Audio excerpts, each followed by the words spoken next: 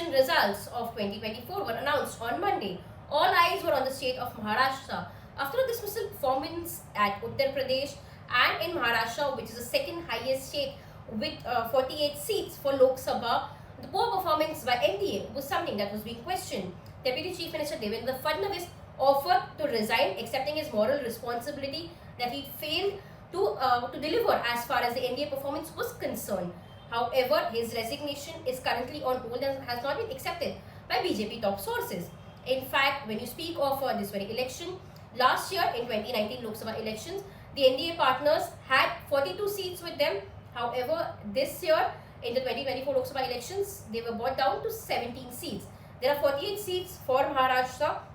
When you speak of the NDA alliance partners, they had 17 seats, which meant 9 seats for BJP, 1 for NCP Ajit Pawar faction, and 7 seats of the Shiv Sena Eknath Shinde faction.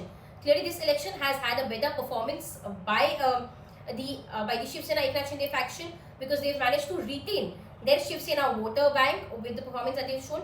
But apart from that, we've also seen that Congress, which just had 1 seat in the 2019 Lok Sabha election, had come up to 13 seats. However, NDA as an alliance partner completely had come down drastically, which is where we'd seen that the poor performance of BJP was something that was being questioned.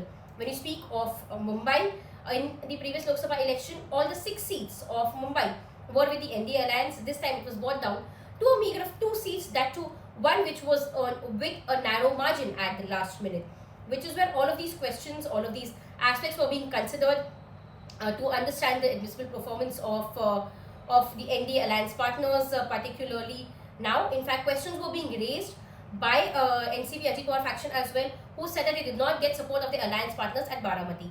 On the other hand, when you speak of the Eknath Shinde faction said that it was only because the seats were declared last minute was where they did not have enough time to campaign, and which was the reason that they could not garner some more seats or garner more votes for their candidates.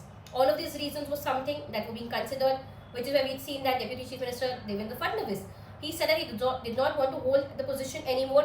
In fact, he wanted to work on ground, strengthen BJP as a party, and work towards upcoming Vidhan Sabha elections. Maharashtra is due for Vidhan Sabha elections by the end of this year. By October is when we expect that Maharashtra's 288 seats will go in for polls. However, when you speak of this very statement made by Devendra Fadnavis, there was no statement that was being made by any of the BJP members. Of course, we've seen NCP, Ajit Pawar and Eknath Shinde faction speaking about it. Though all the leaders in BJP were tight-lipped about it and had rest assured that Devendra Fadnavis would not step down. In fact, the decision for this was handed over to Amit Shah. There was a meeting that was held of Devendra Fadnavis and Amit Shah for 40 minutes on a Friday, which is where in the meeting there were various discussions that were held. As a part of the discussions, there were several aspects that came out. One, that Devendra Fadnavis would have to continue in his position as Deputy Chief Minister. The discussion on this would not be held until and unless the swearing-in ceremony of Prime Minister Narendra Modi is held, following which he'll have to work further towards the Vidhan Sabha elections. As of now, what we hear from our BJP sources is that the resignation of Devendra Fadnavis has been kept on hold. He's been asked to continue in his position, and considering these instructions have come in from Amit Shah, we're seeing that on a Saturday a meeting has been held, that of MLAs in the state. This meeting would be held along with Devendra Fadnavis, State President Chandrasekhar Bawankole, and Ashish Shelar, who's the Mumbai head of BJP. All of this would be presiding over a meeting of the MLAs in the state, which is where tomorrow this meeting would be held around 1 p.m.